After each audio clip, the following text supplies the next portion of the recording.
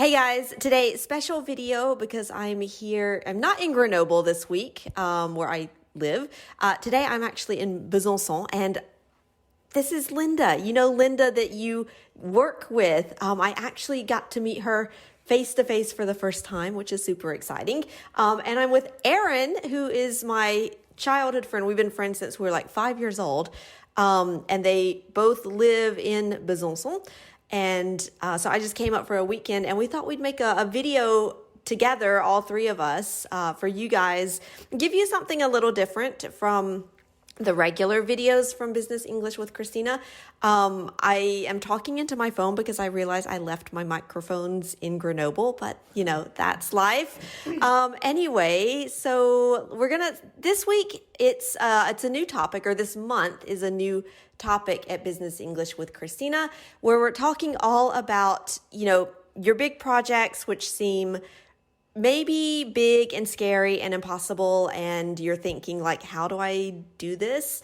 So we're going to talk about some of our projects that were like that and how we kind of got through it, and hopefully give you guys some ideas, and also just share with you a little more about Linda, a little more about Erin, and have fun with this video this week. Right. So who wants to start? Linda. Yeah. Okay. Perfectly. Okay. Right. So, Linda, for you, I guess, what would be your big project or, you know, goal that you want to share with us? So something that I've done? Yeah. Okay. So when I first moved to France, so I've been living here for 6 years. But when I first moved here, I didn't speak any French at all. Yeah. Okay. Like zero. Like Did you ever study? Bonjour. Did you ever study French in? No, I took Spanish. So Okay. I mean, that helped a little bit. Yeah. But not really. Yeah. Right. Yeah. You're like, I kind of understand it when I see it written, but not really. Yeah. So the first year was super difficult because I lived in a small village, and so there wasn't really any help, any assistance, any classes. Yeah. And so I was using different resources online and trying to teach myself. Yeah. It's not like in a big city you can maybe find meetups or language exchanges or just classes. Or even other people that speak English. So that they can help to explain things to me, things like that. So yeah, that first year was really difficult. Then I moved here to Besançon, and I started meeting people that were able to explain some of the things to me, and still teaching myself.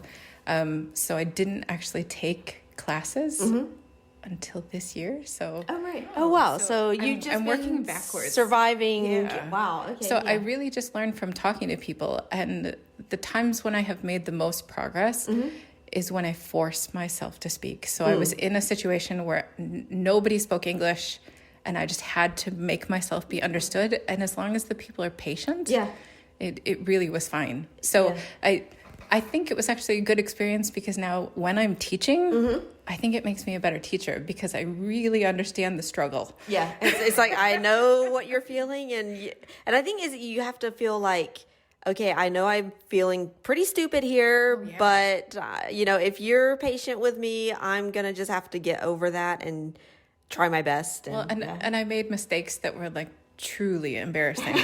like, do you remember any of them? Yes, but are you sure you want me to say them? Please do.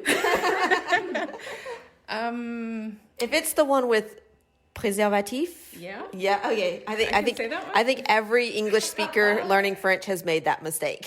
So I have stomach problems, and one of the things that I can't have. So in English we say preservatives, meaning Conservateur in French, but the things that they add to make things last longer. Yeah. Right. Yeah. And so my now ex-mother-in-law was asking me if I had any allergies or things I couldn't eat, and I was trying to express that I couldn't have conservatives. And so I've tried to say it and tried to make a guess. And my sister-in-law, who speaks both English and French, was like, so you just told my mom that you can't eat condoms, and she's confused. And she's just like, okay. Yeah, no, I think we've all, I don't know, Erin, have you ever made that mistake? I think so. Yeah. I think definitely did. Every English speaker makes that mistake talking about French food. So yeah. Okay, yeah. And then so let's see. Maybe we'll get Erin and we'll come back and we'll see how yeah. All right. Erin, so what is your big, maybe your big scary project that you actually managed to make it happen? Because moving to France and learning French was definitely pretty much the exact same. Yeah. And I've been here a little longer. I've been here 15 years. Yeah.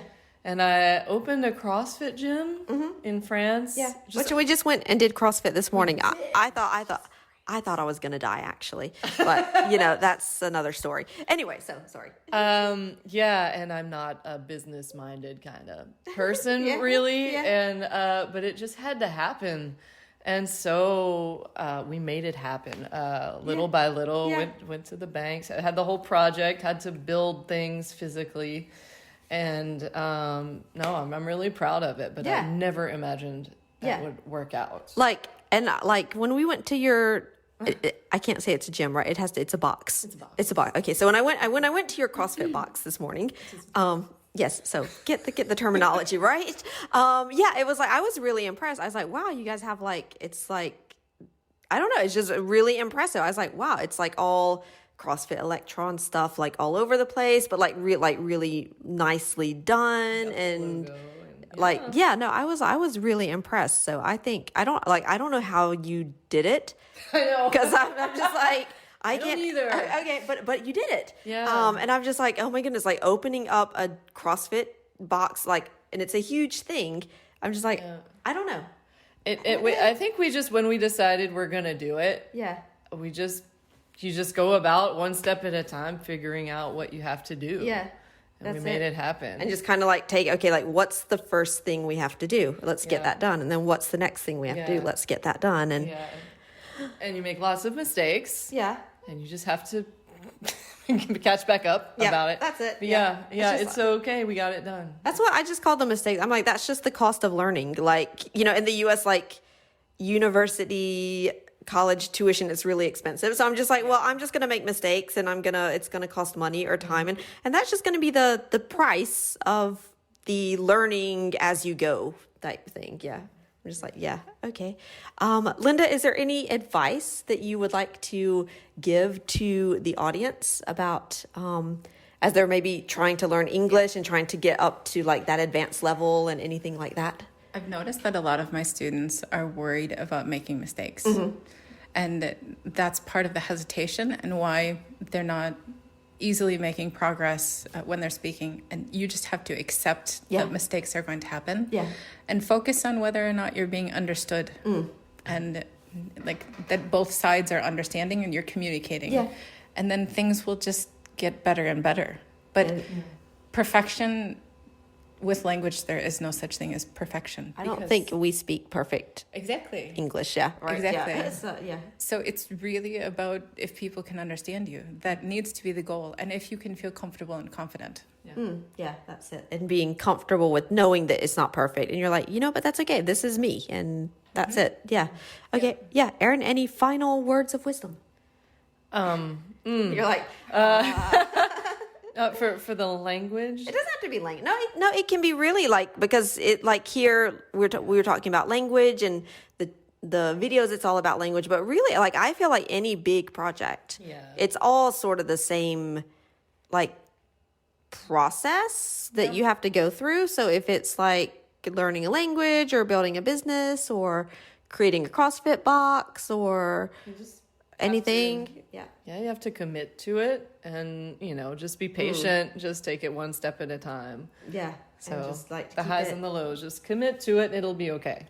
And maybe it's just you just keep going and just know that there's times when you're like, oh, this is really awesome and I'm doing really well, and there's times I don't know why I'm doing this and I want to quit and give up and I'm just gonna stop. But maybe you just have to like you said, just keep going. So what's that expression? Awesome. Keep your eye on the prize. Keep your eye on the prize. Keep your eye on the prize. Keep your eye on the prize. And I think that'll be a good place to end this video today. All right, guys. So, Erin, thank you very much. Thank you, Chris. Yes. And Linda, thank you very much. Pleasure. All right. And we will see you guys next week with another episode of Business English with Christina. Before we go, maybe you can tell us, what do you do when you have a big project and you're just trying to get there. You're keeping your eyes on the prize. How do you guys do it? Share that with us in the comments, and we'll see you next week. All right, see you guys. Bye.